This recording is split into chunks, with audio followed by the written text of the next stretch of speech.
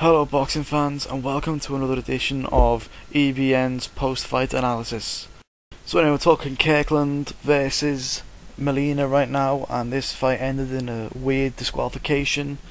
Kirkland knocked down Molina in one of the rounds towards the end, and Molina had won pretty much every round up to that point, and then the referee sort of, at that point when there was a knockdown, he didn't make it known. He was deciding whether to call that knockdown or not. There was a 2 to 3 second gap, and at that point one of the cornermen was like getting in the ring, and then he says he had to throw him out, but the rules state if you get inside the round, then it's a disqualification.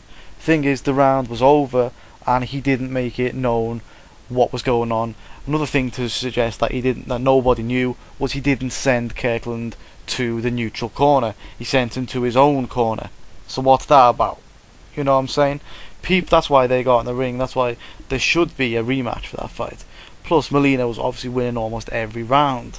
And talking about the disqualification, there's only one person in the whole room who wanted the DQ, and it wasn't Kirkland. It wasn't Kirkland's trainer. She didn't want the DQ. But if you look at the cut man, This guy was a black guy. He was bald, in his mid to late 50s, and he went absolutely insane, jumping up and down, screaming at the referee, screaming at the judges, and then the referee buckled under pressure, and he gave the DQ. And I don't blame Kirkland. I blame the referee because he was absolutely garbage. Anyway, just summing up this fight, basically, like I said, Molina won almost every round. He was a dirty fighter, but he was winning the rounds, and he was making Kirkland look very one-dimensional. It shouldn't be hard for Kirkland to get a title shot in the near future, considering the performance he just put on. I don't think he beats any title holder right now at 154 pounds based on that performance. And you are only as good as your last performance, and he was totally outboxed by a guy who was a lot smaller than him and afraid to stand and take a punch. Imagine if he was getting outboxed, if he was having to box someone who was going to counterpunch him, such as Alvarez. That would be very detrimental for his health. Like I said, Kirkland in this fight, he looked very one-dimensional to me. He was very easy to hit on the inside and on the outside. He was very easy to hit overall. It was easy for people to counter him. Molina found it very easy to counter him. He was doing the jab and then the hook, jab and hook. He was going jab from the outside, hook inside, and he then smothered the work on the inside, and it was working every time he did it. He found it. This is Kirkland. He found it very hard to get his punches off successfully and effectively against the guy who was trying to just smother his work, and it made him look very unsuccessful in the fight. I think I gave Kirkland 2 or 3 rounds, and even those were pretty much sympathy rounds, because he was at least having a good go. Obviously then that was discounting the knockdown. I gave him that round 10-8 because that was the only round he actually came out and went, look, you gotta go knock this guy out because you're gonna lose on points. And yeah, anyway, like I said, I've been saying to people on Twitter and Facebook, Kirkland was coming back in the fight, but he was losing that fight, and who cares what could have happened, should have happened, would have happened. It didn't happen. He lost that fight on the point, towards the point, and got a get out of jail free card. That's my opinion. Okay, then now I'm going to move on to the main event, and that's the Morales-Danny Garcia fight. And before I get started, I just want everyone who's listening to realise that I did not notice where the judges were from until the end of the fight. One from the UK, one from Puerto Rico, which is where Garcia's heritage is from, and one from the USA, where Garcia's obviously took the nationality. I think then if you're Puerto Rican, you're also American anyway. Am I right about that? I think that's how it works anyway. But just throwing that out there, that there was no Mexicans officiating today. Did anyone else notice that, considering that one of them was a Mexican fighter? Just throwing that one out there. I probably wouldn't have watched the fight if I knew that right then, because 5 AM in the morning. Is it worth watching a probably fixed fight? I don't know. So anyway, Morales came in 2 pounds overweight. He looked a bit porky, and he had some love handles. So I didn't expect too much from him. I'm sorry, but I'm a huge Morales fan, but I picked against them on my prediction video, if you want to check that out. I picked Garcia by unanimous decision, and it turns out I was correct. But not by that margin, oh no. You know, the margin that was there was totally disgraceful.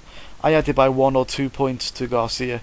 I'll just quickly go how I had that. Garcia in the round 1 didn't do enough for me. The first 2 rounds, you know, were close, but Morales was starting to fight better. He was landing the better jabs. He had the 3-punch combo he likes to set up, and he basically set the tempo of the fight for the first 2 rounds. Round 3 was the first Garcia round. He landed well to the body. He got a few hooks in. I think he landed a right hook at one point that knocked Morales' head quite in a different direction. That looked good. That was enough to give him the round. However, it did start to look that if he wasn't landing those hooks, he looked a bit clueless for me.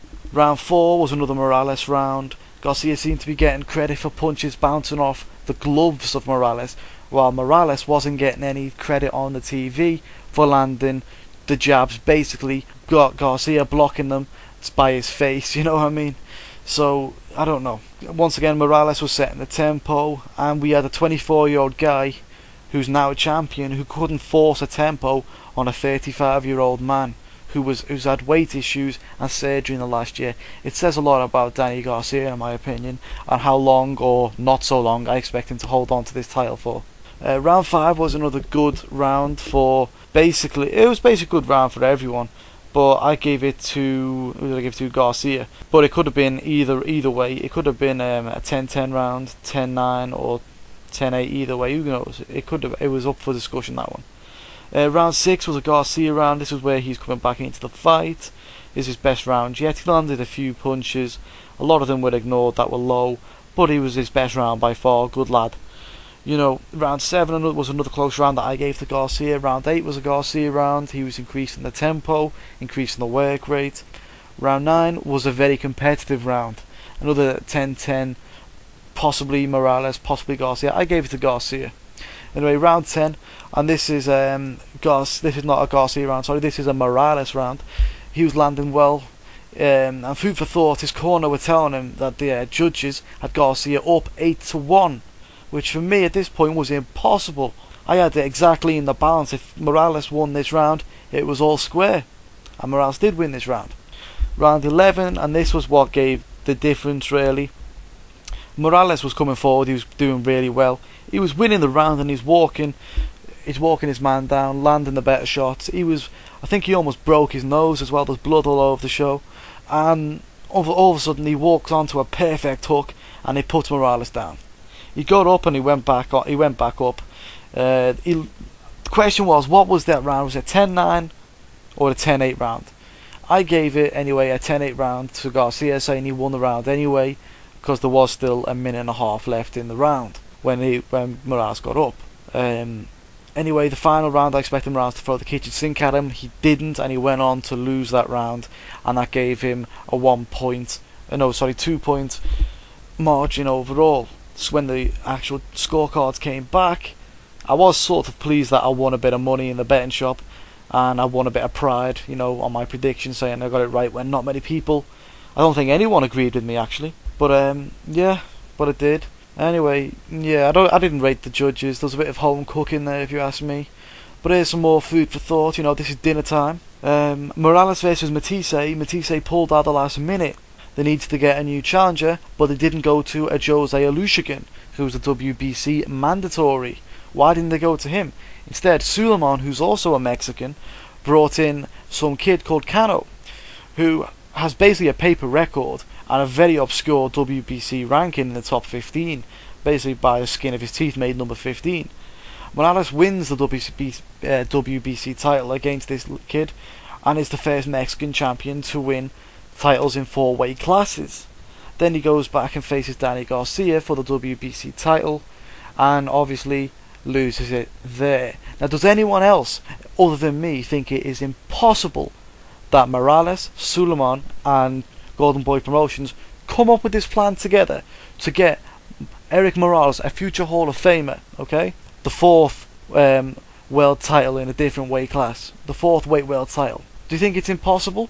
And then they all make a bit of money, and then at the end, Golden Boy get a world title to one of their young prospects instead of having to throw him in with someone like Bradley, Khan, Peterson, etc. Does anyone else think that that's impossible? That this was all a setup? And based on those judges' scorecards, I don't know what fight they were watching. Something to consider. Anyway, thanks for listening.